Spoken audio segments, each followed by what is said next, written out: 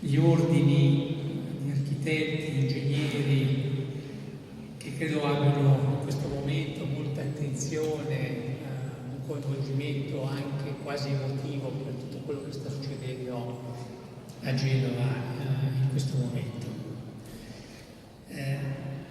Partiamo proprio dal titolo, l'importanza del Reno Alpi. Io credo che la prima cosa che dobbiamo considerare è dove si trovava Genova il 14 agosto. Genova, che come sapete è la porta di entrata da sud del corridoio Reno Alpi, cresceva oramai ininterrottamente da alcuni anni a livello portuale, traffici portuali. Cresceva anche, e continua a crescere molto bene, ha ricordato prima Oddone, sui traffici aeroportuali. Eravamo quindi in un momento positivo in uno dei tre settori trainanti dell'economia regionale ligure. Voi lo sapete, sono il settore logistico-portuale, il settore turistico e il settore dell'innovazione tecnologica, soprattutto nel terziario. Allora, in una regione che sta cercando di faticosamente uscire dalla crisi economica che ha colpito l'economia mondiale e che ha in questi tre settori il motore trainante, essere azzoppati da un incidente come quello che abbiamo avuto è una situazione diversa, e ci torniamo fra un attimo da un incidente che ovunque al mondo può avvenire, ma magari non in un settore particolarmente trainante o non in un'economia particolarmente in crisi. Quindi questo fatto di appartenere al corridoio Reno Alpi è molto importante, perché noi da lì dobbiamo ripartire, perché lì è uno dei punti di forza di questa città e della regione. Giustamente il corridoio sul Reno Alpi, quindi non voglio deviare geograficamente, però voi sapete che è venuta la commissaria Violetta Bulz 2 giorni fa a Genova e ci ha ricordato che Genova, che la Liguria, il nostro sistema portuale, è al crocevia non solo come porta d'entrata del corridoio Reno Alpi, ma siamo oramai interessati anche dal corridoio ferroviario mediterraneo. Il corridoio mediterraneo, ricorda, quello che va da Lisbona a Kiev. In Italia tutti noi lo conosciamo per la TAV, per la Torino Lione, poi gli investimenti che portano fino alla Trieste di Varga, confine sloveno. Però è molto importante, e torno alla specificità della nostra città. Come vedete, Genova, anche stando ferma, ha ragione Renzo, è al centro della geografia economica, mi fermo all'europea, ma poi facciamo anche delle considerazioni più ampie.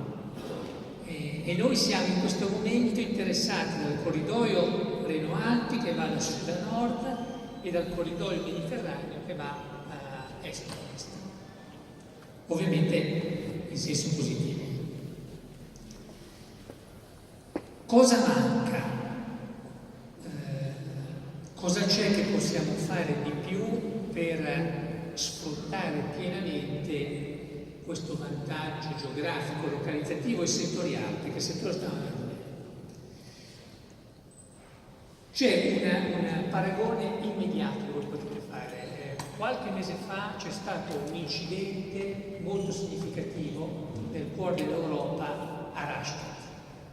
È stato un incidente, se vogliamo possiamo fare un paragone tra quell'incidente e Ponte Morandi. Sono due incidenti molto diversi, perché Ponte Morandi non solo ha colpito un corridoio trasportistico, ma ha chiaramente colpito una città, era completamente all'interno della nostra città, con tutte le conseguenze che voi conoscete. Rastatt è stato invece evidentemente un incidente trasportistico. A me colpisce personalmente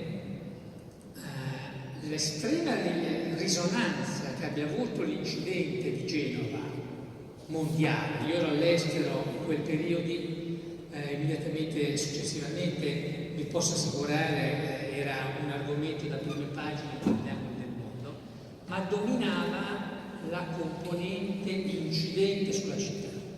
Rastatt è stato al centro immediatamente delle preoccupazioni di tutti gli operatori, è stato un vero cazzotto all'economia trasportistica europea.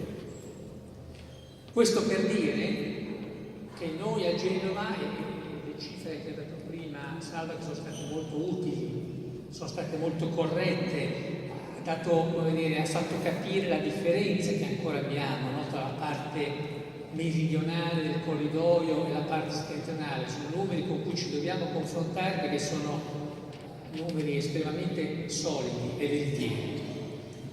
Quindi noi dobbiamo cercare di fare sì che a Genova si parli di più anche di questo aspetto del crollo del ponte. Le categorie, devo dire, sono state molto capaci. Ieri nell'audizione parlamentare alla Camera credo che abbiano fatto un ottimo lavoro anche in termini di coesione, ma certamente l'obiettivo è riuscire a far capire meglio cos'è Genova oggi e cosa può esserlo in prospettiva dal punto di vista portuale, logistico, trasportistico.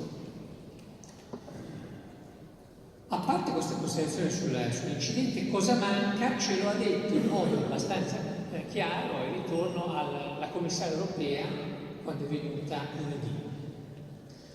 Lo voglio riprendere questo tema della Commissione europea perché penso che, pensando che sono presenti gli ordini professionali, siano tre considerazioni molto chiare che voglio condividere con voi. La prima, la commissaria non è una persona, è abbastanza diretta, chiamiamola così.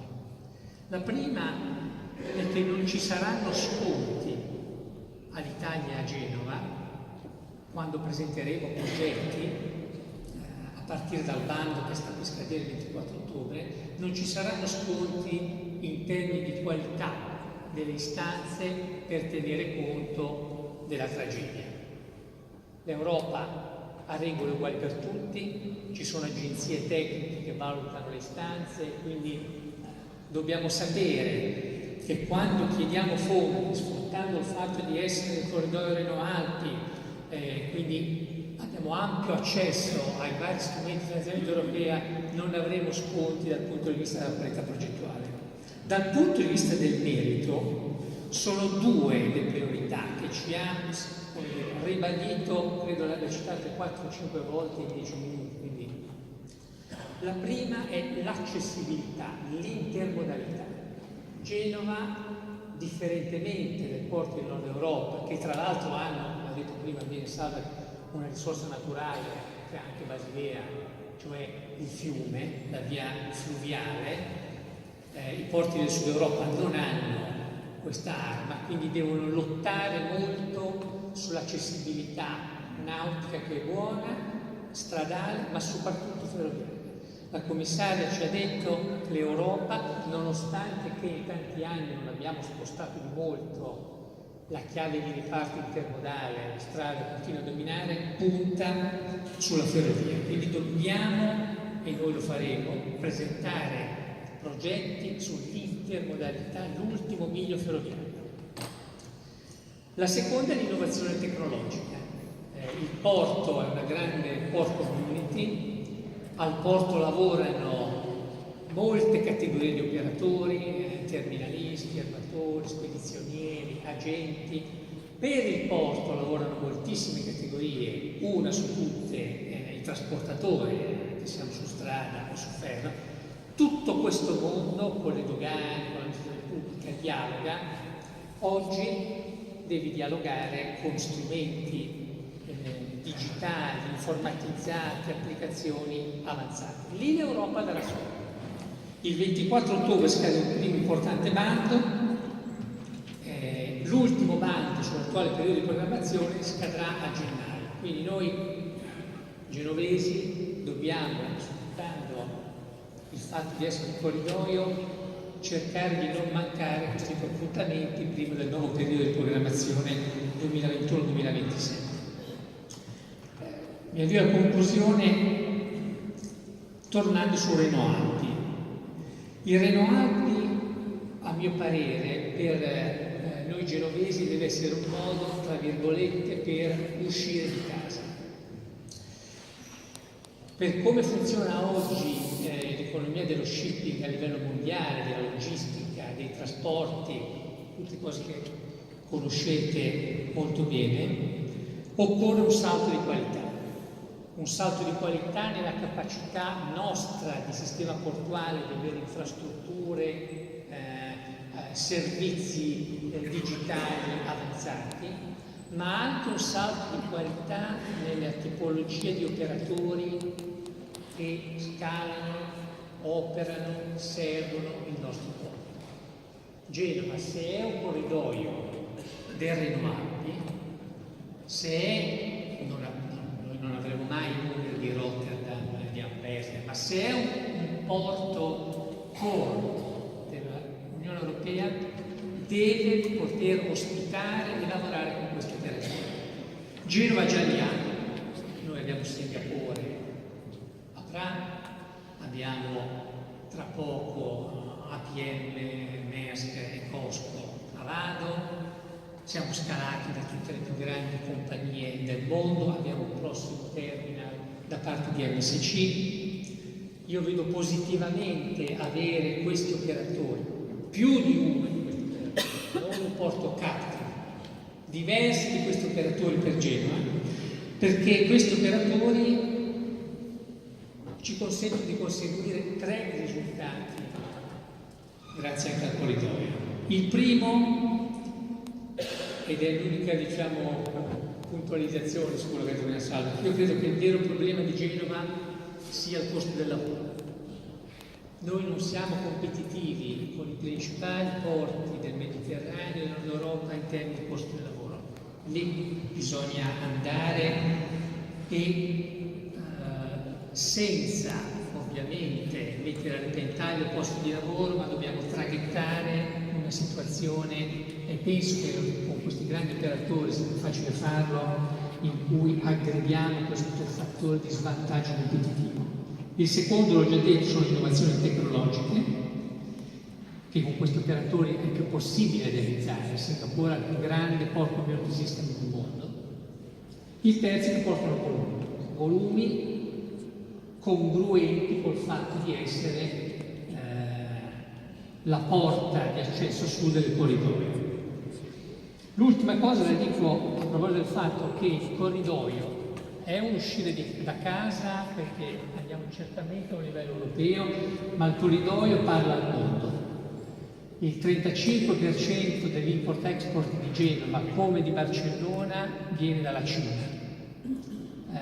In questo momento Genova con Trieste è l'unico progetto italiano, l'unico progetto Europa occidentale all'attenzione della Commissione per le riforme e lo sviluppo cinese per considerarla uno degli investimenti di interesse prioritario in Europa.